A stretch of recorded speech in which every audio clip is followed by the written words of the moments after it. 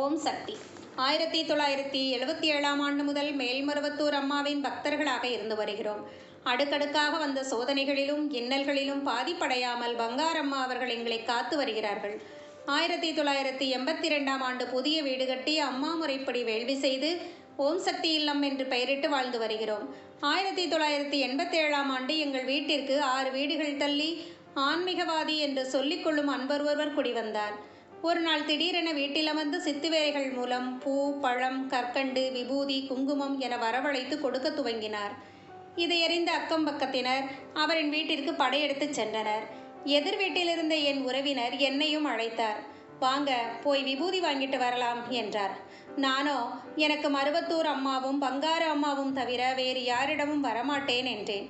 அவரோ என் கைகளை பிடித்து வலுக்கட்டாயமாக இழுத்துச் சென்று அந்த சித்து வேலை செய்பவரிடம் இவர் மேல்மருவத்தூர் பக்தர் என்று அறிமுகப்படுத்தினார். அவர் உடனே கைகளை அசைத்து ஒரு செம்பருத்தி பூவை வரவழைத்து என் கைகளில் கொடுத்தார்.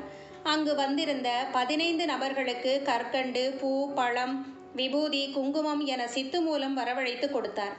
திடீரென என்னை பார்த்து நான் உங்கள் வீட்டிற்கு வந்து பார்க்க வேண்டும் என்று சொல்லி அங்கிருந்த கூட்டத்தினை அழைத்து கொண்டு என் இல்லத்தில் வந்து அமர்ந்தார்.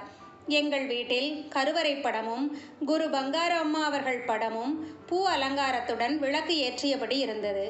கூட்டத்தில் ஒருவர், சாமி, இங்கு ஒரு சித்து வேலை செய்து காட்டுங்களேன் என்று அந்த அன்பரை பார்த்து கேட்டார். அவரும் சிரித்துக்கொண்டே கைகளை அசைத்து பார்த்தார். சித்து வேலை செய்யவில்லை.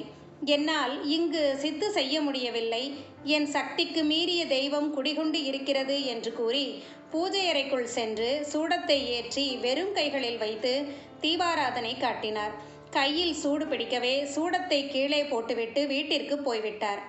அன்றிரவு என் மனைவியின் கனவில் அம்மா தோன்றி இந்த பூஜை அறையில் அனாவசியமான நபர்களை உள்ளே அனுமதிக்காதே என்று கூறி மறைந்திருக்கிறாள். அதன்பின் அவசியமற்றவர்களை பூஜை அறையில் அனுமதிப்பதில்லை. அந்த சித்துக்காரருக்கு மறுநாள் முதல் எந்த சித்து வேலையும் கைகூடாமல் போய்விட்டது. வீட்டை காலி செய்துவிட்டு வேறு பகுதிக்கு சென்று விட்டார். இப்போது எந்த சித்தும் வேலை செய்ய முடியாமல் அமைதியாக இருக்கிறார். அம்மாவின் படத்தின் அருமையை அனைவரும் உணர்ந்த அனுபவம் இது. ஓம் சக்தி.